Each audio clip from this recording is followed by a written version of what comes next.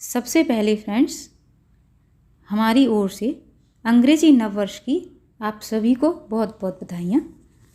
आइए आज टॉपिक लेते हैं बुनियादी शिक्षा का बाकी का भाग जो है वो हम भाग 2 दे रहे हैं, जिसमें हमारा सबसे पहला आता है बुनियादी शिक्षा की विशेषताएं, या इनको कह सकते हैं इसके गुण।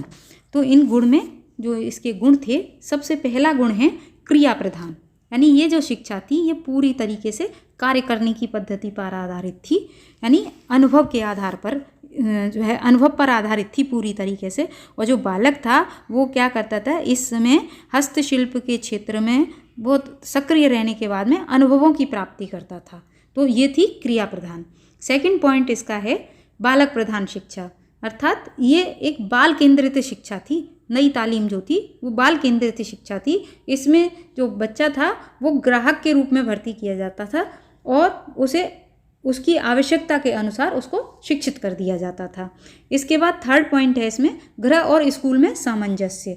यानी जो गांधी जी थे उनका कहना ये था कि बालक को ये ना पता चले कि वो इस विद्यालय में है या उद्योगशाला में है या फिर घर में है, तो इस चीज़ का अनुभव नहीं होने दिया जाता था इस तरीके के शिक्षण संस्थाओं के अंतर्गत शिल्प के माध्यम से।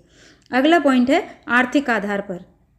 आर्थिक आधार जो था इसकी विशेषता वो ये थी कि जो बालक था वो आर्थिक रूप से अपने आप को पिछड़ा हुआ महसूस नहीं करता था और अपनी बेरोजगारी की समस्या को दूर करने का इसके द्वारा प्रयास करता था। तो जो मेन चीज़ थी वो ये था कि इसमें बालक जो था वो अपने शिल्प को बेच करके एक तरीके से, यानी अपने शिल्प को बेच करके और धन का अर्जन करता था, जिससे कि जो आर्थिक समस्या थी वो उसकी दूर होती थी।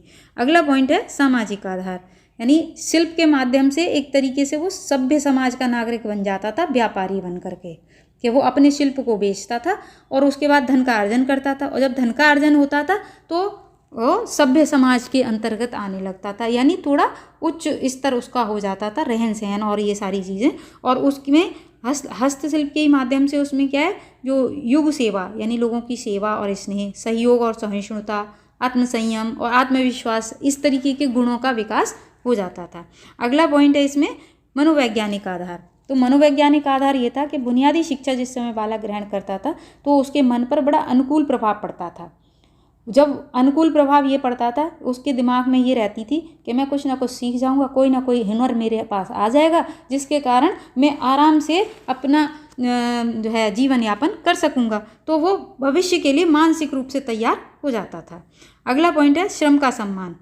इस वाली शिक्षा में, इस बुनियादी शिक्षा में क्या है, बालक के अंदर श्रम करने की आदत का विकास किया जाता था, क्योंकि उसे सारी चीज़ें शिल्प और हस्तशिल्प के द्वारा ही सिखाई जाती थी। तो उसके अंदर जो है वो शारीरिक श्रम का क्या महत्व है वो जानने लगता था। अगला पॉइंट है अंतिम, ज्ञान की अखंडता पर बल। यानी इसमें जितनी भी शिक्षा दी जाती थी, जितने भी विषय इसमें पढ़ाए जाते थे, सभी की शिक्षा एक साथ और शिल्प के माध्यम से ही दी जाती थी। तो ये जो थी ये ज्ञान की अखंडता पर इसमें बल दिया जाता था। अब अगला पॉइंट आगे टॉपिक आता है बेसिक शिक्षा के प्रसार में कठिनाइयाँ। इसके प्रसार में क्या क्या कठिनाइयाँ आई उस समय में, तो कि इसका प्रसार उतना नहीं हो पाया। तो पहली जो कठिनाई थी, सबसे पहली थी प्रशिक्षित अध्यापकों का अभाव। यानी जो अध्यापक थे वो प्रशिक्षित नहीं थे और उस समय उस तरीके के प्रशिक्षण केंद्र भी अपने देश में उपलब्ध नहीं थे जिससे कि उन्हें प्रशिक्षित किया जा सके। सेकंड पॉइंट था पाठ्य पुस्तकों का अभाव।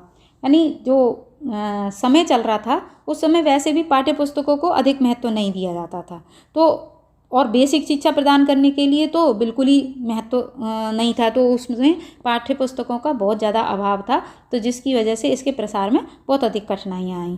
थर्ड पॉइंट था सरकार की उदासीनता। सरकार की उदासीनता इसलिए थी क्योंकि उस समय माध्यमिक और विश्वविद्यालयी शिक्षा पर अधिक बल दिया जाता था और अधिक ध्यान सरकार का उच्च शिक्षा की ओर ही था और बेसिक शिक्षा को बिल्कुल उदासीन करके, बिल्कुल बिना ध्यान के उन्होंने छोड़ रखा था, तो जिसकी वजह से इसका प्रसार नहीं हो पाया। अगला पॉइंट था विद्यालय परिवर्तन में कठिनाइयाँ। यानी इसको कह सकते हैं कि एक संस्थान से दूसरे संस्थान में ट्रांसफ़र में, यानी जो बेसिक शिक्षा में के विद्यालय में छात्र पढ़ता था उसको अन्य विद्यालयों में प्रवेश में परेशानी आती थी, और अन्य विद्यालयों के छात्रों को बेसिक विद्यालय में प्रवेश में बहुत अधिक कठिनाई का सामना करना पड़ता था, क्योंकि दोनों के पाठ्यक्रम में अंतर था। इसलिए अगला अंतिम पॉइंट है इसमें, बेसिक शिक्षा के प्रति अज्ञानता, यानी जो जनसाधारण था उसको उस समय की जो परंपरागत शिक्षा थी उसके बारे में तो जानकारी थी, लेकिन बेसिक शिक्षा की जानकारी नहीं थी, जिसकी वजह से वो लोग भी अपने बालकों को बेसिक शिक्षा की ओर अग्रसित नहीं कर पाए। तो ये टॉपिक था। इसके बाद अगला टॉपिक आता है, अंतिम टॉपिक है ये, बुनियादी शिक्षा के दोष, यानी इसके क्या क्या दोष रहे। तो दोष में आपका जो कठिनाइयाँ थी वो भी लगभग इसमें दोष के अंतर्गत आती हैं, बट उससे अलग भी कुछ दोष इसमें थे जो इस शिक्षा को असफल जिन्होंने करा, तो असफल होने के कारण भी कह सकते हैं उसको।